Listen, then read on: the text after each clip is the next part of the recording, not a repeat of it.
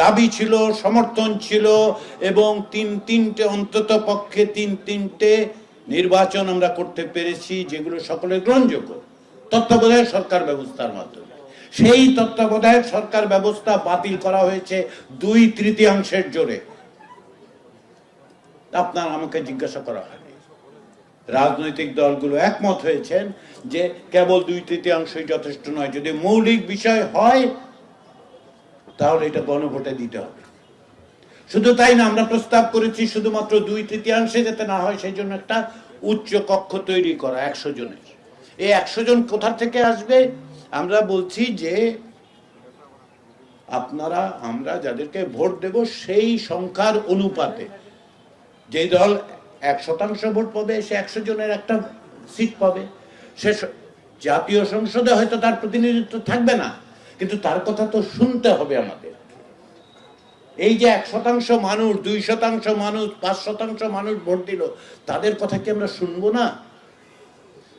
তো তাদের জন্য আমরা বলছি উচ্চ কক্ষে। এবং এই উচ্চ কক্ষে আমরা বলছি সংবিধান সংশোধন করতে হলে 2/3 যথেষ্ট নয়, উচ্চ কক্ষের সংখ্যাগরিষ্ঠতা লাগবে। তাতে কি হবে? এই পর্যন্ত বাংলাদেশের কোন নির্বাচনে কোন রাজনৈতিক দল 50% ভোট পায় নাই।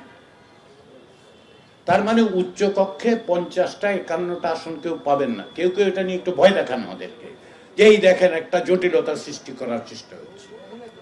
আমরা বলছি যে আমরা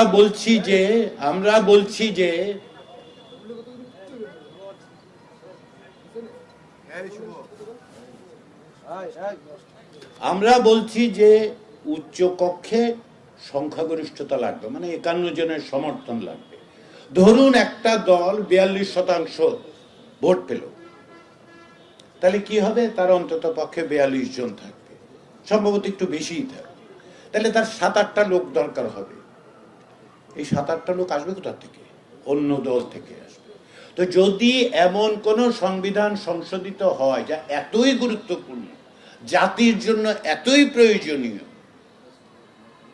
সেটার জন্য 7-8টা ভিন্ন দলের লোক একমত হতে পারবে না?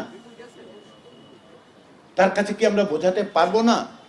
এবং তারা যদি এইরকম গোয়ার্তুমি করে, আমি গোয়ার্তুমি শব্দটা ইচ্ছে করে ব্যবহার করলাম, যে না আমরা যাব না ওই 40%, 42%-এর সাথে, তাহলে মানুষ, আপনারা আছেন, আমরা আছি, নাগরিকরা আছেন, সংবাদ মাধ্যম আছেন, তারা কি এই নিয়ে আলোচনা করে বোঝাতে পারবেন না? একটা জাতীয় গুরুত্বপূর্ণ বিষয়ে বাংলাদেশের জনগণের সংখ্যাগরিষ্ঠের প্রতিনিধির একটা সম্মতির প্রয়োজন থাকা কি জরুরি নয়? আমরা বলছি উচ্চ কক্ষ এই কারণে লাগবে। আমরা বলছি রাষ্ট্রপতির নির্বাচনের ব্যাপারে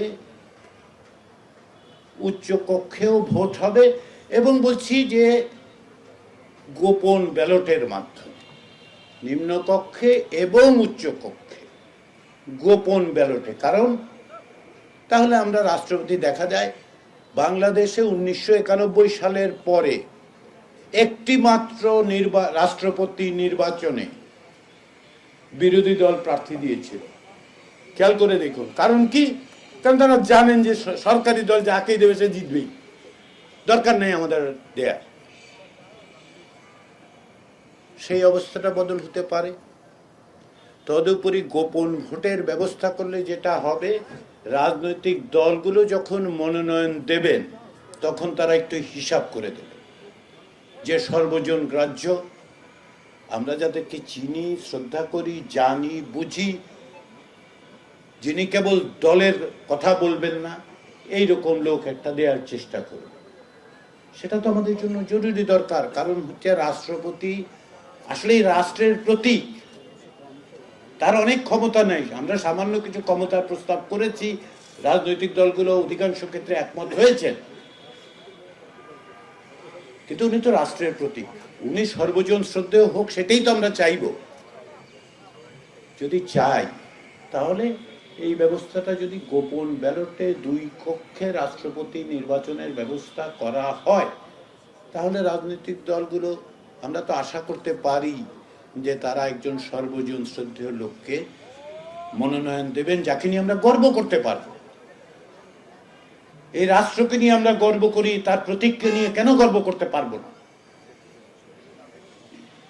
সেই ব্যবস্থার জন্যই আমরা বলছি যে গণভোট আপনাদের সকলের সামনে যে সুযোগটা তৈরি করেছে সেটা কি? সেটা হচ্ছে দেশের যে আপনারা মালিক, আমরা মালিক, নাগরিকরা মালিক। আসেন একবার সকলে মিলে বলি, এই রাষ্ট্রের মালিক আমরা, আমরা এর ভবিষ্যৎ ঠিক করে দেব। এইটাই সুযোগ। এই সুযোগ প্রতিদিন আসবে না, প্রকৃতপক্ষে প্রতিদিন না আসাই ভালো।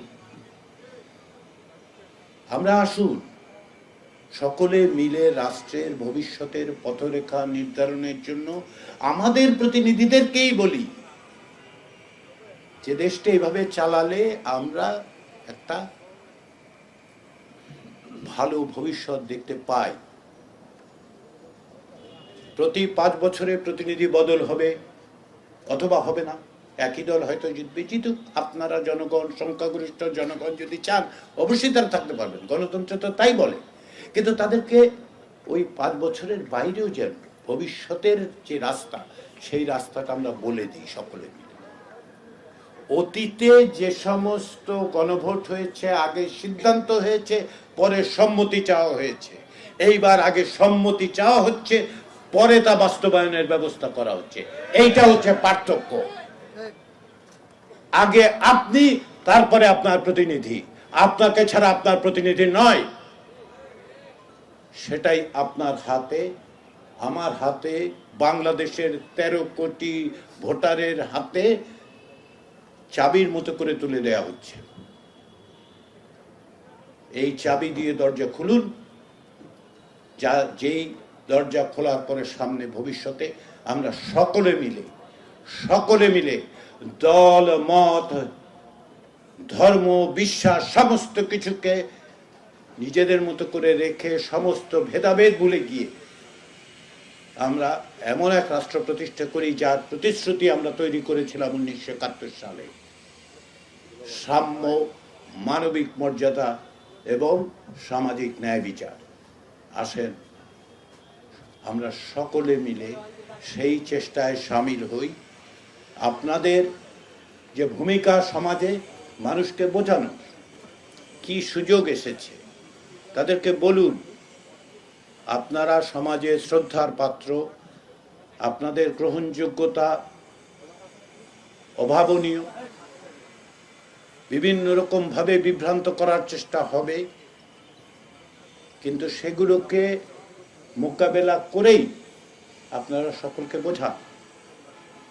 আবারও বলি, আপনাদের রাজনৈতিক মত পার্থক্য থাকবে, বিশ্বাস থাকবে, ভিন্ন ভিন্ন দল থাকবে, সেটার জন্য জাতীয় সংসদ নির্বাচনের ব্যালট সেটা সাদা রঙের, আর গোলাপি রঙের ব্যালটটা হচ্ছে আসুন আমরা সকলে মিলে একটি রায় দিই দেশ কিভাবে চলবে।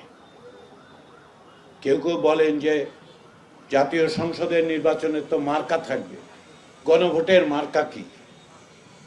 আমার কাছে এটার উত্তর হচ্ছে গণভোটের মার্কা হচ্ছে টিক চিহ্ন। ওইটাই গণভোটের মার্কা। ওই মার্কাই ভোট দিতে হবে যদি আপনি হ্যাঁ বলতে চান। ফলে মার্কা নেই সেটা না, মার্কাটা হচ্ছে হ্যাঁ, মার্কাটা হচ্ছে টিক চিহ্ন। আসেন আমরা সকলে মিলে এই সুযোগকে গ্রহণ করে একটা সুন্দর ভবিষ্যৎ, যার দায়িত্ব এবং দায় আমাদেরকে দিয়েছেন জুলাই অভ্যুত্থানের আহতরা, নিহতরা, তাদের পরিবার, যে দায়িত্ব আমাদেরকে দিয়েছেন গত 16 বছর যারা গুম হয়েছেন সে পরিবারের মানুষগুলো, গত 54 বছর ধরে যারা সংগ্রাম করছেন তারা আমাদেরকে এই দায়িত্ব দিয়েছেন। আমরা এক অর্থে সৌভাগ্যবান, শুধু বেঁচে আছি বলে নয়, এই কারণেও যে এই দায়িত্ব পালনের সুযোগ আমরা পেয়েছি। আসুন সেই সুযোগের সদ্ব্যবহার করি, আমরা সকলে মিলে একটা ভবিষ্যতের সুন্দর বাংলাদেশ প্রতিষ্ঠার জন্য আমরা চেষ্টা করি। সবাইকে ধন্যবাদ।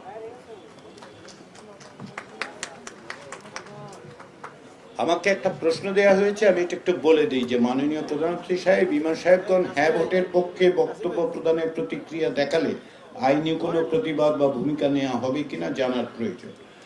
আপনারা সবাইকে বুঝিয়ে বলবেন যে হ্যাঁ ভোটের ফলে কি কি পরিবর্তন ঘটবে। আপনারা আপনাদের সামনে যে পোস্টার আছে সেখানে খেয়াল করে দেখুন, লেখা আছে হ্যাঁ ভোট দিলে উপরে সব কিছু পাবেন, না ভোট দিলে কিছুই পাবেন। এটাই বলুন, সেখানে আইনি ব্যবস্থা হবে কেন? আপনারা বুঝিয়ে বললে অবশ্যই লোকে বুঝতে পারবেন। আমাদের কাজ হচ্ছে বুঝিয়ে বলা, আপনাদের কাজ হচ্ছে বুঝিয়ে বলা যে কি পরিস্থিতিতে এসে আমরা এই সুযোগ পেয়েছি।